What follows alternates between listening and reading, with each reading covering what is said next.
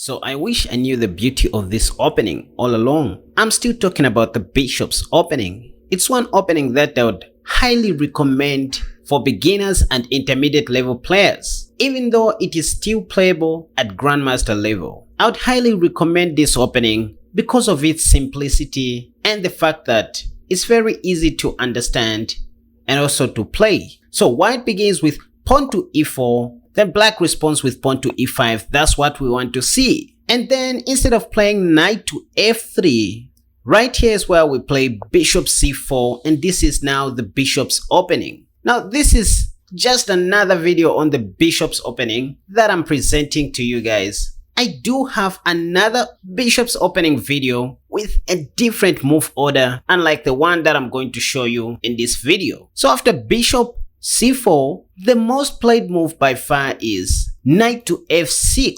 The second most played move is knight to c6, but let me begin with knight to f6 first. So you will see most of your opponents playing knight to f6, attacking the pawn on e4. In my last video on the bishop's opening, I recommended the move knight to f3 in this exact position. But I did mention in that same video that there are quite a number of ways in which you can play the bishop's opening. For example, you can play in the Vienna style with the move knight to c3. And this is how you can confuse a lot of your opponents. Just keep them guessing. They are not sure whether they are going to see knight to f3 or knight to c3. Anyways, so in this position, just go knight to c3. That's the move that we are talking about.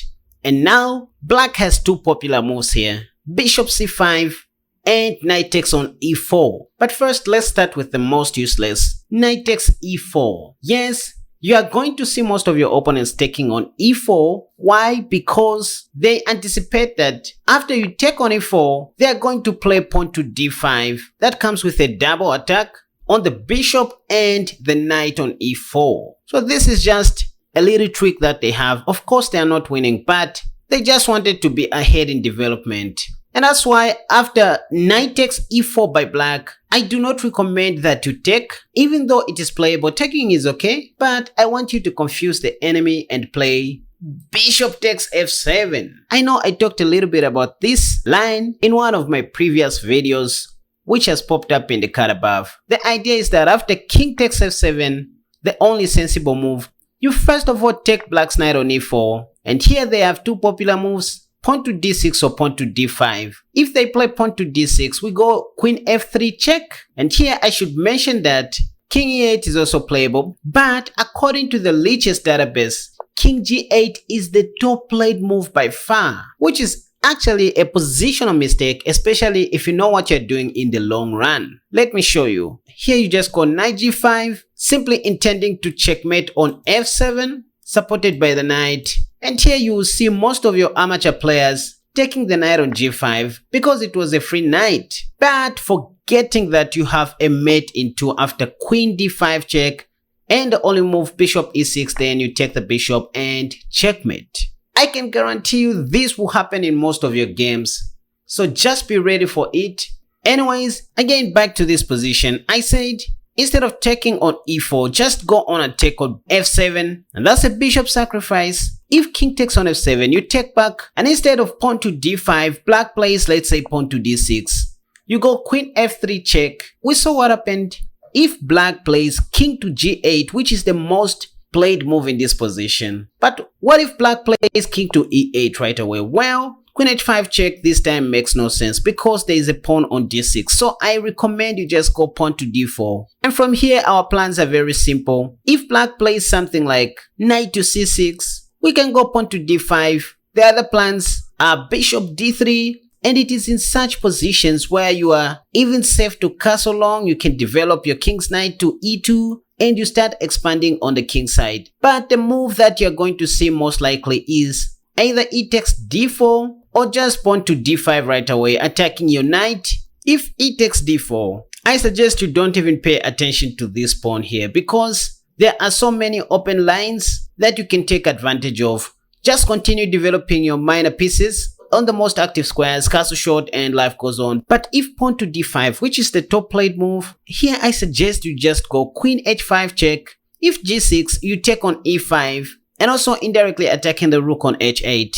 So you see black playing king d7, and that's when you can play knight to f3, sacrificing your knight on e4. Because if black takes, you are gonna give black a check. For example, if king d6, you have knight f7 check, winning the queen on d8. And maybe let's say if king goes to e7, you have bishop g5, again winning the queen on d8. So black has to play something like king e6, which doesn't save the game either. Because of queen f7 check, king d6 only move, bishop f4, laser beaming the black king, bishop e6 attacking our queen, and then here we play knight d7, a discovery check on the king, and after king c6, well, it's game over, we just take the bishop. If the king goes to b5, we'll play pawn to a4 check, and then the bishop will come to d2. That will be checkmate after one move. So black may play bishop d6 blocking the check, then play knight e5, and that's check. And wherever black goes, there's queen b3 or queen c4 check. And if king a6, we have queen a4 check, king b6 and knight c4 checkmate.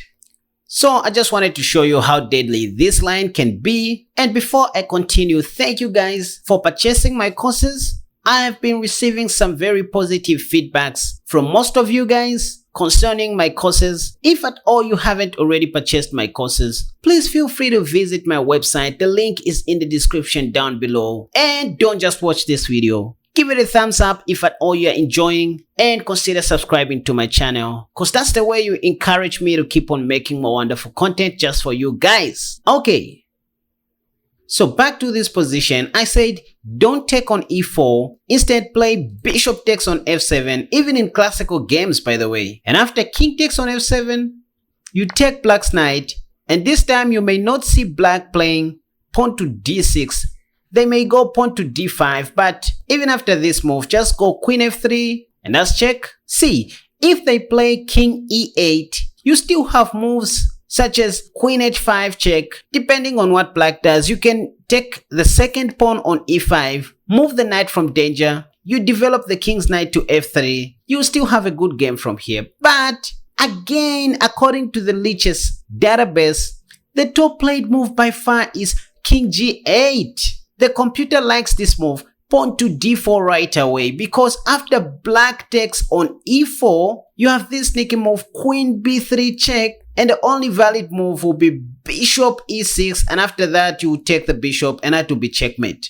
But anyways, I still like the move knight g5, which causes an immediate threat on f7. And here, to be honest with you, the correct move is queen d7, forcing black to block his light squared bishop. And that's why they don't like this response either. You see them playing something else like queen e8, queen e7 or queen f6, which are still losing by the way, because we can simply take on d5 with check and then mate on the next move. But you will still see some of your amateur opponents taking on g5 because they thought the knight was free. And again, that's when you can take on d5 with your queen. That's check. Bishop e6, the only move. Then you take the bishop, and that's checkmate. So this is still the Vienna game, Dracula variation, which started as a bishop's opening. So that's why I told you that the bishop's opening is full of transpositions as well. Okay, now let's look at the real meat.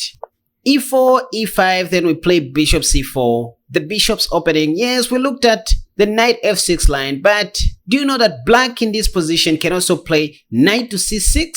Yes, after this, I recommend you go knight c3, and I like playing bishop c5 here. But there's this trap, which I want you to know, after queen g4. So here we are just posing a direct threat on the g7 pawn. And yeah, the top played move here, according to the Leech's database, is queen f6, after which you play knight d5, simply attacking the queen. Oh, our pawn on f2 is hanging. I didn't see that, because black can give us a check here. Then king d1 is the only move. Oh, now black has no more checks, and we are still attacking the g7 pawn. If pawn to g6, for example, we can go knight h3, attacking the queen, and surprisingly enough, the black queen has got any safe squares apart from the d4 square. And after that, we can simply play pawn to d3, and the black queen is trapped. It doesn't matter what black does here, we can just retreat our queen, and on the next move we'll be sure to win the black queen. Not to mention that we also have knight takes on c7 check, which also wins the rook on a8. I'm sure by now you can see how deadly the bishop's opening can be.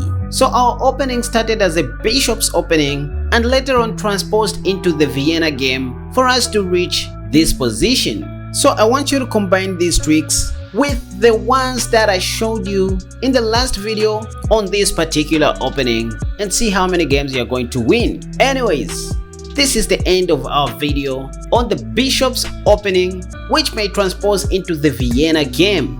And I'm sure by this time you should be very much ready to face your opponents with the bishop's opening. I covered the other lines in the video which is in the card above. Feel free to check it out, and also don't forget to subscribe to my channel. Give this video a thumbs up if at all you enjoyed watching this video, and don't forget to check out my courses. The link for my website is in the description down below. So peace out.